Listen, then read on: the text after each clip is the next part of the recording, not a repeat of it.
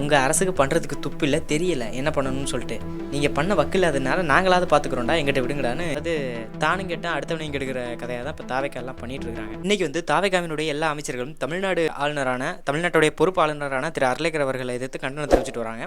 முன்னாடி மறக்காம சேனலை சப்ஸ்கிரைப் பண்ணிக்கோங்க, இந்த மாதிரி வீடியோஸ் டெய்லி பார்க்கலாம். தெரிவிச்சு வர்றாங்க. அதோட இமேஜ் தான் இந்த இடத்துல நீங்கள் பார்த்துட்டு இருப்பீங்க. ஸோ என்ன காரணம்னு பார்த்தீங்கன்னா, 2 days பேக் வந்து நம்ம தமிழ்நாடு ஆளுநர் அவர்கள் வந்து மதுரையுடைய மாவட்ட ஆட்சியர், மதுரையுடைய ஐஏஎஸ் கலெக்டர் வந்து மதுரையுடைய மாவட்ட ஆட்சியர் திரு நிஷாந்த் கிருஷ்ணா ரீசெண்டாக அப்பாயிண்ட் ஆன ஒரு கலெக்டரை கூப்பிட்டு பேசியிருக்காரு.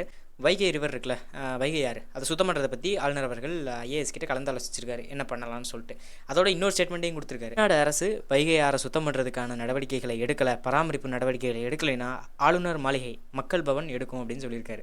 இதை அடுத்து எல்லா எம்எல்ஏக்கள் மினிஸ்டர்களும் இப்போ கண்டனம் தெரிவித்து வர்றாங்க.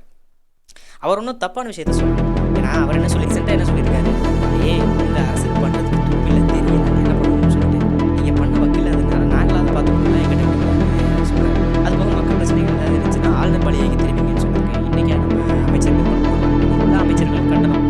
இதே அவங்க கட்சியில் திரு சரத்குமார் என்ற ஒரு அமைச்சர் போதைப்பொருள் யூஸ் பண்ணி அதை வீடியோ எடுத்து கொழுப்பெடுத்து போட்டிருக்காரு. அதை வந்து அவங்க கட்சியில் கண்டிக்க யாரும் இல்லை. ஆனால் இப்போ ஆளுநர் அவர்கள், மாண்புமிகு தமிழ்நாடு ஆளுநர் அவர்கள் தமிழ்நாட்டோட நலனுக்காக சொல்கிறாரு. ஏன்னா இப்போ அவர் நம்ம ஒரு வளங்களை சேதப்படுத்துறாருன்னா சரி ஓகே. உதாரணத்துக்கு இப்போ வைகை அணையை அவர் மாசுபடுத்துவேன், நீங்கள் சரி பண்ணலைன்னா நான் மாசுபடுத்துவேன், ஆளுநர் மாளிகைலாம் மாசுபடுத்துனேன்னு சொன்னால் நீங்கள் அவர் எடுத்து போராட்டம் அறிவிங்க, முற்றுகையிடுங்க, அது பிரச்சனையே கிடையாது. அவர் என்ன பண்ணுறாரு, தமிழ்நாட்டுடைய ஒரு இயற்கை வளத்தை நீங்கள் பண்ணலைன்னா அதை நாங்கள் ஆளுநர் மாளிகை பாதுகாக்கும் அப்படிங்கிறத சொல்கிறாங்க.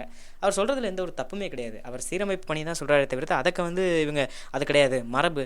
எப்போ நல்லது பண்ணுறதுல என்னப்பா மரபு, நல்லது அதை வைகை ஆற்றை சுத்தம் பண்ணி வச்சா அழகர் ஆற்றுல இறங்குற உற்சவம், மிகப்பெரிய ஒரு உற்சவம், அதில் சிரமங்களை தவிர்க்கலாம். அது போக அந்த வைகை ஆறுங்கிறது சுற்று வட்டாரத்தில் இருக்க 5 மாவட்டத்துக்கான வாழ்வாதார குடிநீர், அது சுத்தமாகும்.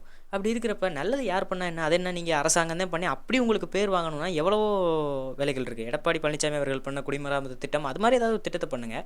அதை விட்டுட்டு நானும் பண்ண மாட்டேன் நீங்களும் பண்ணாதீங்கன்னு சொல்லி அதாவது தானும் கேட்டால் அடுத்தவனையும் கெடுக்கிற கதையாக தான் இப்போ தாவேக்காலாம் பண்ணிகிட்டு இருக்கிறாங்க. உங்கள் கருத்து என்னங்கிறது நீங்கள் கீழே சொல்லுங்கள். நம்ம நாளைக்கு என்ன வீடியோவில் பார்க்கலாம்.